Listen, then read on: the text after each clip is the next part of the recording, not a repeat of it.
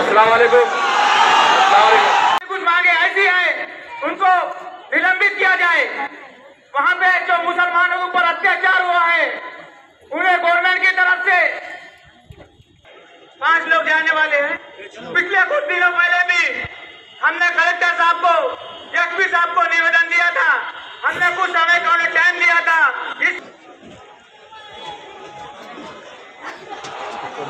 ये भाव यहाँ पर आ चुके हैं। हमारे भाव साहब यहाँ पे बात करेंगे।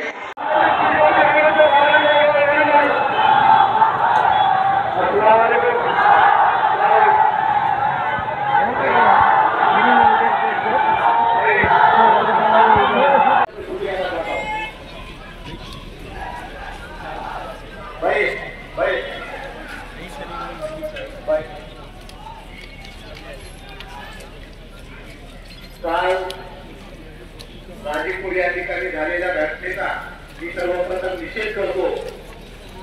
महाराष्ट्र मराठाने मुस्लिम एकत्र झाला आणि काय इतिहास घडवला ते त्यांनी डोळून पाहिलेला आहे।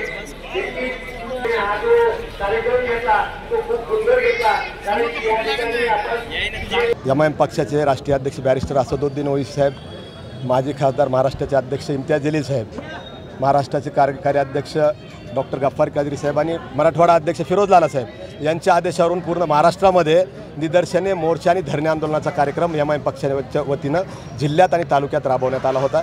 ते आज आम्ही या ठिकाणी केलेलं आहे। आज जी कोल्हापूरमध्ये घटना घडली 14 तारखेला, त्या ठिकाणी विशालगड वरचं अतिक्रमण आणि गजापूर नावाच्या गावाचं हे दोन्ही वेगवेगळे प्रकरण आहेत। जे विशालगडावर अतिक्रमण आहे ते न्यायप्रविष्ट न्यायालयामध्ये प्रलंबित असलेलं प्रकरण आहे। त्याच्यामध्ये कुणीही हस्तक्षेप करू शकत नाही। आणि मला वाटतं की संभाजीराजे भोसले साहेब जे माजी खासदार आहेत भारतीय जनता पार्टीचे, ते या ठिकाणी सत्तेमध्ये आहेत। हसन मुश्रीफ त्या ठिकाणचे पालकमंत्री आहेत आणि ते मागणी करतात की त्या ठिकाणचं अतिक्रमण हटलं पाहिजे। ठीक आहे, हा शासनाचा आणि प्रशासनाचा भाग झाला। त्या ठिकाणी जी घटना घडली विशेषतः गजापूरमध्ये, तर काही जे समाजकंटक ज्यांनी दहशतवादी कृत्य केलं, गजापूरमध्ये मस्जिदीवर हल्ला केला, महिलांवर हल्ला केला, वृद्धांवर हल्ला केला, छोट्या छोट्या बाळावर हल्ला केला, दुकाने तोडफोड करण्यात आली, घरांची तोडफोड करण्यात आली, सगळ्यांना मारहाण करण्यात आली।